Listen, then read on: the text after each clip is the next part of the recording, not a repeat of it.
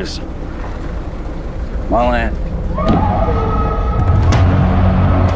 Well, our war hero has arrived. You made a good choice coming back here. Osage are the finest, wealthiest, and most beautiful people on God's earth. They outsmarted everybody. They have the say who gets the oil. Son, I got a question. You like women? That's my weakness. Well, we mix these families together, and that estate money flows the right direction. It'll come to us. Shomikasi. That's how you are. I don't know what you said, but it must have been Indian for handsome devil.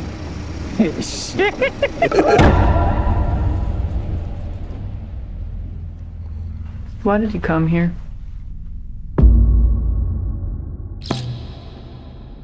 I work with my uncle. You scared of him? Oh, he's the nicest man in the world. The Osage, their time is over. We got to take back control of our home. I was sent down from Washington, D.C. to see about these murders. We have so many deaths, we've lost count. There's just bad luck. Seems more like an epidemic than bad luck to me. Osage is dying by the enemy. Do not let them die alone. Evil surrounds my heart.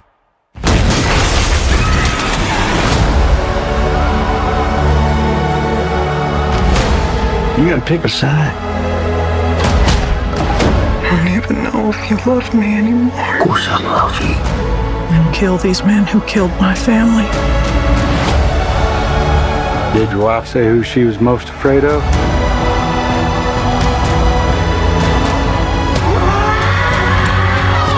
Don't do something you're gonna regret for the rest of your life.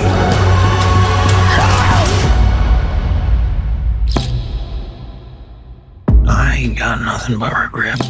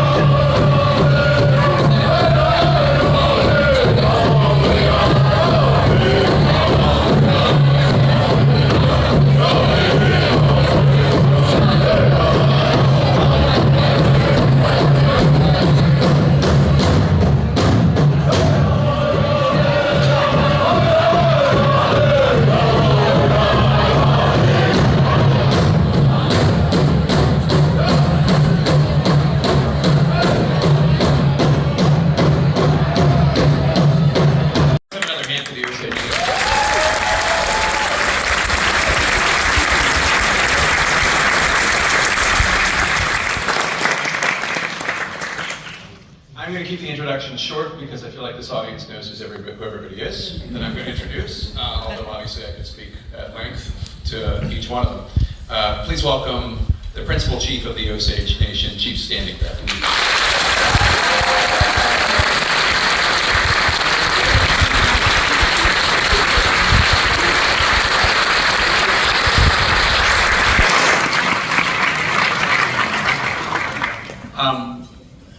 The next person I'm about to introduce, I just took the most gorgeous photograph of her listening to the Osage singers. I felt like I was a really good photographer. But she's really beautiful. Lily Gladstone.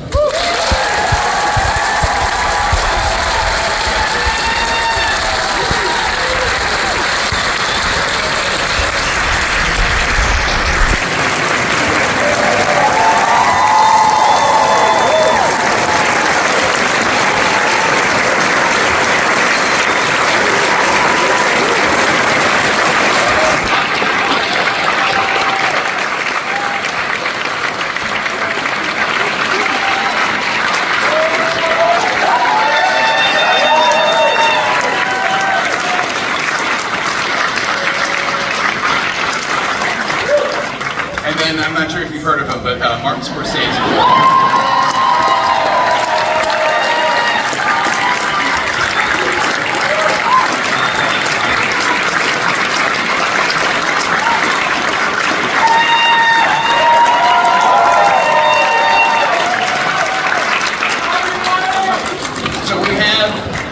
Tonight, 1/5 of those from Killers of the Flower Moon who have been nominated for Academy Awards, because the film has been nominated for 10 Academy Awards.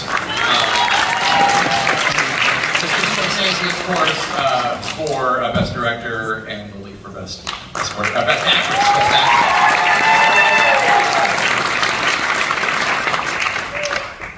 Before we begin, I do want to acknowledge we have some other folks in the audience that I would love if they would just stand. Here is a very, very different wedding scene, one of the most beautiful scenes in the film, and I'd like to play that.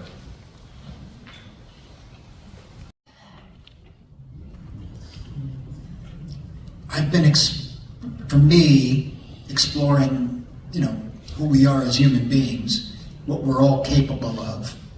Under certain circumstances, what I have been complicit to, being a European American, what would we have done if we were in Germany between 1920 and 1932? All of this, if we were in occupied France, during the Second World War. So all these things come to mind, or during the Blacklist. All these things come to mind, and this really put me right on the edge of that. Particularly the characters of Molly and Ernest, with her trust. She trusted Ernest till the end, until she finally asks him directly, and he lies again. So she gets up and leaves finally. Ernest, maybe not the brightest, and certainly a weak man, but Ernest, he never believed that his uncle would take it that far to kill Molly. He doesn't understand that his uncle would have taken it that far and to kill him too. So he was deluding himself out of his weakness. And so for me, all of that has been kind of stirring up in me for the past 50 years, telling stories like this of stronger, weaker people. The case of Silence, Kichijiro, who keeps stepping on Jesus' face, giving in, and yet he has to be forgiven again. The wretched of the earth being forgiven. And all these things kept going on in my head this way. So by the time I came up with the idea of the radio show early on, but by the time we had to shoot it, I felt that the obituary had to be acted a certain way, and I didn't know how to direct another actor. I just didn't know what to tell that person and who that person could be. And so I shot it about a month after the filming was done. There's a theater in my old high school, Cardinal Hayes High School in the Bronx. And so they gave us that theater, my wife was there, one of my daughters, my granddaughter, a couple of other friends, and I figured if I couldn't do it, I would then at least have gone through the process and I could tell another actor how to do it and reshoot it. But as I was doing it, the language of it, particularly the lining up of her mother, her father, her sisters, her daughter, and the repetition of that, even now I feel the emotion of it. And I think it happened on screen. And then I said, yeah, and these things are never mentioned again. And I realized it just no mention of the murders at all. But I saw the kids, and I thought of my own family, I thought of all our families, and what it would be like, because I was at those graves. I saw the tombstones lined up, and it hit me. And the people there told me it was good. Some of the actors and his friends, hey, that was good. I said, okay, maybe I don't have to reshoot it then. But I did feel that that and the weight of my own complicity in how maybe growing up I think of other cultures and other people differently, and I have maybe, made films which are, I try to be as truthful as possible in the films. That also means it could offend people. Sorry, but it does. But I was trying to be artistically truthful, whether the film was artistically successful or not. And so I felt that complicity and being part of the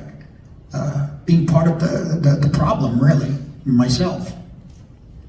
It is, well, the artistic success speaks for itself, I think it's fair to say. It is an absolutely beautiful and very important film. It has been a real thrill and honor to be here with Chief Standing Bear and Lily Gladstone and Martin Scorsese. Please give them all a big